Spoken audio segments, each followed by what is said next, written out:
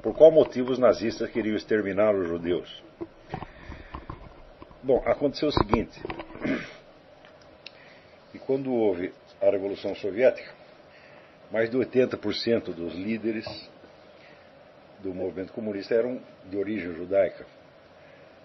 Mas eles se enquadram precisamente na definição que Jesus Cristo deu da sinagoga de Satanás, que diz que são aqueles que dizem que são judeus, mas não são.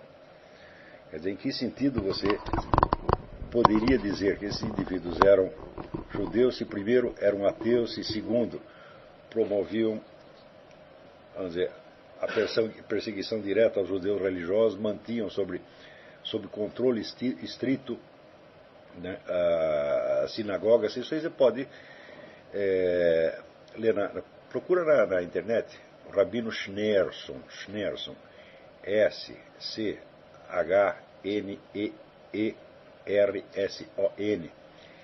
e veja, o sujeito foi parar na cadeia um montão de vezes, quer dizer, mas ao mesmo tempo o pessoal não tinha muita informação o pessoal no Ocidente não tinha muita informação do que se passava na União Soviética. Então, a constatação desse fato, quer dizer, do predomínio estatístico de pessoas de origem judaica dentro da liderança comunista, vindo junto com a divulgação do livro do Serge Nilus, Os Protocolos do Sábado do Sião, isso criou uma onda anti-judaica monstruosa na Europa. E foi preciso passar muitas décadas para que a coisa realmente se esclarecesse. Na verdade, uma das origens do movimento revolucionário moderno é a decomposição interna proposital do judaísmo, tal como é descrita pelo rabino Marvin Antelman no livro To Eliminate the Opiates. É um livro em 2 volumes, um livro muito, muito impressionante, que mostra que toda esta operação de decomposição da Igreja Católica que nós vimos no século XX, com o Concílio Vaticano II, o modernismo, essa coisa toda, já tinha sido feita dentro do judaísmo, em escala muito menor, no começo do século XIX. Então, à medida mesma que os judeus adquiriam um novo estatuto social, podendo participar de parlamento, essa coisa toda, já veio por trás um outro movimento para dissolver o judaísmo como religião, né, e transformá-lo, colocá-lo inteiramente a serviço de um movimento político. Então, daí para diante, cabe a pergunta: o que é um judeu? Em que medida Trotsky é um judeu? Tá certo? É porque nasceu lá, tá certo? Mas não tem nenhum compromisso histórico com a religião judaica, com a cultura judaica, nada. Tá certo? Mas, ao mesmo tempo, né, tem um bando de judeu religioso idiota que passa a mão na cabeça desses camaradas, porque afinal de contas é patrício. Então eles jogavam com esta, vamos dizer, com esta solidariedade étnica, ao mesmo tempo em que estavam tentando destruir a própria religião judaica, o que é uma coisa que também se faz na Igreja Católica, a mesma coisa. Quer dizer, o sujeito entra dentro da Igreja Católica para esculhambar com tudo, mas ao mesmo tempo ele desfruta, né, dos benefícios públicos de ser um católico, até ser um cardeal, ser uma coisa assim. O mesmíssimo processo aconteceu, né, dentro do judaísmo. Então, esta elite intelectual revolucionária de origem judaica, ela fez o que achou que devia fazer, e quem pagou o pato? Quem pagou o pato os outros judeus. Inclusive, veja, dentro da própria União Soviética, quer dizer, a elite mesmo de revolucionários judeus acabou sendo toda destruída, porque o empuxe do movimento revolucionário é tal que, uma vez que ele ganhou momentum, né, os seus agentes individuais não interessam mais. Tá certo? Então, você vê aqui, aqueles judeus que fugiram da Alemanha, tá certo, durante o nazismo, o advento do nazismo, eles não têm a menor ideia do que estava se passando na União Soviética. Né? Eles achavam que na União Soviética eles desfrutariam de uma condição melhor, porque havia uma lei que proibiu o antissemitismo na União Soviética, mas lei na União Soviética não significa nada, pô. Então eles fugiam para a Rússia. O que o Stalin fazia? Devolvia os caras para o Hitler. Ou isso hoje está abundantemente documentado, que aconteceu. Então você vê que dentro da própria comunidade judaica, os camaradas não tinham ideia exatamente do que estava acontecendo. Então também não tinham este conceito, vamos dizer, do que é o revolucionário judeu. Né? Quer dizer, o revolucionário judeu é um fenômeno que só pode ser estudado mediante uma ciência que não existe, que eu já propus essa ciência e ninguém levou adiante, que é do ateísmo comparado. Quer dizer, ateísmo não é a mesma coisa, ateísmo militante não é a mesma coisa em tudo quanto é lado. Quer dizer, quando o sujeito se torna um ateu, ele vem de uma origem religiosa e cultural determinada. E ele vai ser ateístico naqueles pontos. Quer dizer, o ateísmo dele é a negação da sua religião, não da religião do vizinho. Então você tem diferentes formas de ateísmo, tá certo? Você vê que, como, por exemplo, dentro do meio católico, né, existe uma ênfase muito grande na pureza de conduta, sobretudo a pureza de conduta sexual. A primeira coisa que o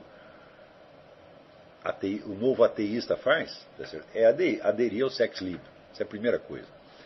Tá certo? Do mesmo modo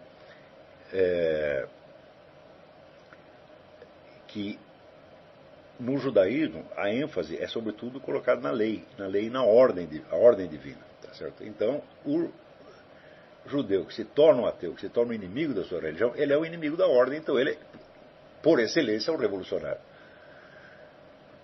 Não é isso?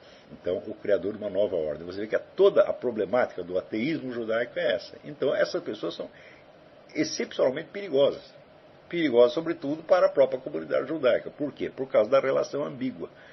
Você estudando, por exemplo, na União Soviética, você tem a seção judaica do Partido Comunista. A seção judaica era constituída de pessoas que se originavam, de origem judaica, e que, com as ligações de parentesco e de língua, podiam então facilmente se infiltrar nas sinagogas, espioná-las e manter sob controle.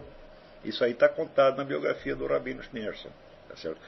Agora, quem está de fora não está sabendo dessas sutilezas. Tá certo? Então, disseram, olha, quem fez a Revolução Comunista foram os judeus. Pronto, criou uma onda de ódio contra os judeus.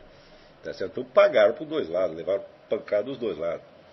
Tá certo? Então, tudo vem, vamos dizer, da ambiguidade da palavra judeu. O Rabino Schneerson era um judeu, Trotsky era um judeu também, mas não no mesmo sentido.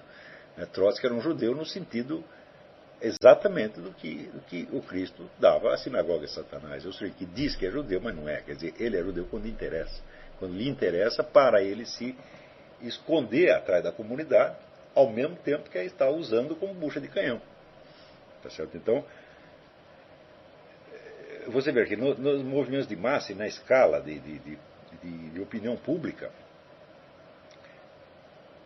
essas distinções passam totalmente despercebidas. Quer dizer, você precisa de um. Qual vai ser o objeto de ódio, o objeto de temor? Vai ser uma figura estereotípica, né? Criada com 2 ou 3 traços, como se fosse um tipo ideal. Então, o judeu vira um tipo ideal, que é o sujeito, então, ele é banqueiro, ao mesmo tempo ele é comunista. Eu digo, bom, claro que havia, de fato, uma ligação entre banqueiros e comunistas, mas vai dizer, em que sentido os Rothschild são judeus? Já não são há mais muito tempo. Quer dizer, eles são uma força autônoma, tá certo, que financia quem lhes interessa, tá certo? E se no meio disso for morrer metade da comunidade judaica, eles não têm nada a ver com isso. Não é isso? Então, quando você via que havia, por exemplo, banqueiros, né, judeus como Jacob Schiff, financiando a Revolução Comunista, tá certo? Então você achava que era, tem uma conspiração, né, de banqueiros e comunistas judeus. E isso vira a imagem do judeu. Agora, se no meio disso a comunidade judaica está indo para a cadeia, a sinagoga está sendo fechada, etc., aparece, na verdade, como se fosse um detalhe relevante, quando na verdade está aí todo o segredo da história. Porque justamente esta decomposição premeditada do judaísmo, que já havia fazia 100 anos, ela pegou uma massa enorme de judeus e transformou em revolucionários. Tá certo? A massa nunca foi a maioria, evidentemente, mas estavam em número suficiente para poderem, perante os olhos do observador leigo, né, representar, vamos dizer, o tipo ideal do judeu. É contra esse tipo ideal que o Hitler se volta. Só que ele não vai dar tiro em tipo ideal, nem mandar tipo ideal para campo de concentração. Quer dizer, você está tentando matar um estereótipo, mas como você não pode acertar o estereótipo, você pega as pessoas, coitadas, que foram escolhidas para personificar aquilo. E eu acho que foi, vamos dizer, eu acho que é um processo que, se você não ler o livro do Rabino Antelman, você não vai entender.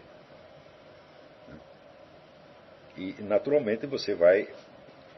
Por exemplo, quando morei na Romênia, eu via que muitas pessoas cristãs na Romênia tinham ainda um ressentimento enorme contra os judeus. Por quê? Porque quem fez a revolução lá dentro foi o judeu. Eu digo, bom, mas peraí, mas que judeu fez? Foi um rabino? Ou foi... Né? É a mesma coisa que você dizer que quem está fazendo a revolução na América Latina são os católicos. Que católico? É o Frei Beto, é o Fidel Castro, né? É a turma da teologia da libertação, a ordem jesuíta. Então, eles fazem contra a Igreja Católica, e a Igreja Católica leva a culpa.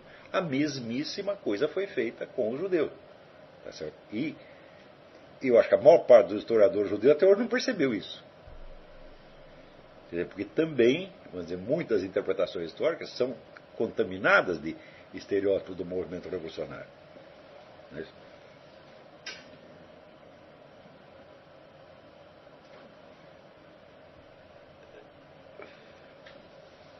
Então, daí ele também pergunta, o senhor já ouviu falar dos chamados revisionistas que negam o extermínio de judeus? Eu falo, bom, não tem como negar. Pô. Então, você pode arrumar 1000 explicações, você pode tentar até tentar minimizar o número. Eu digo, mas olha, mas não vai adiantar nada. Por exemplo, você vai... tem camarada que nega a existência de câmaras de gás. Eu digo, olha, o fato é o seguinte, você soma o número de judeus que tinha antes e soma o que tem depois. Ficou faltando 6 milhões. Então, se não for matar com câmara de gás, for matar com martelado na cabeça, tá certo? Vamos matar por de fome, de algum jeito mataram os caras. Quer dizer, o instrumento não é tão importante assim. Quer dizer, a gente vê a câmara de gás como um sinal de crueldade, tá certo? Uma prova de crueldade, né? Eu digo, olha, mas existem até maneiras mais cruéis de matar pessoas, né?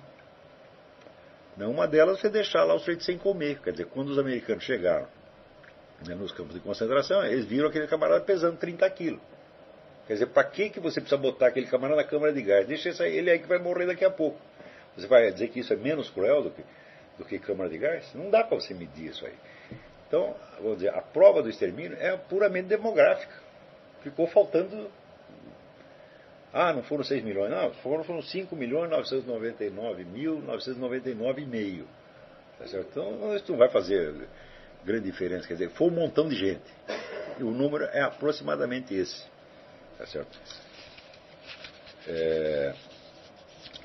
Agora, isso não quer dizer que eu considere que todo sujeito que estudou isso aí, ou que tente dar uma perspectiva pró-germânica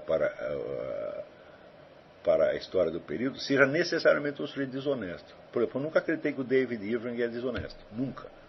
Eu acho que ele não é desonesto de maneira alguma. O problema dele é o seguinte, o David Irving não lê livros de historiadores. Ele acha que dá para fazer história só com documento primário. Não dá.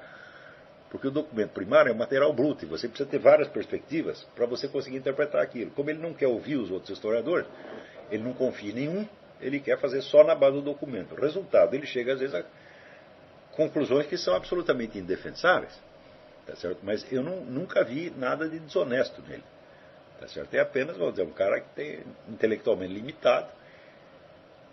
E como pesquisador de documento, ele é excelente. Ele descobre coisa que ninguém descobriu. O famoso diário de Hitler, todo mundo está acreditando nisso, e ele foi o cara que foi lá e desmascarou, mostrou que ele não é nada disso. Porque ele sabe lidar com documento, ele é um arquivista de primeiríssima ordem. Tá certo? Também não acho que levantar dúvidas sobre esse ponto seja criminoso, de maneira alguma. Acho que isso aí tem que poder ser discutido, e você vai e cada um mostra seus argumentos. Até hoje, os revisionistas não me convenceram de coisa nenhuma. Tá certo? Sobretudo essa questão do número. Falou, olha, você vira, mexe, mas chega lá, está faltando aí isso. 5 milhões, 6 milhões de pessoas. Né? Onde é que eles se esconderam? Né? Eles se esconderam propositadamente para lançar a culpa no alemão. Falaram, não é possível uma coisa dessa.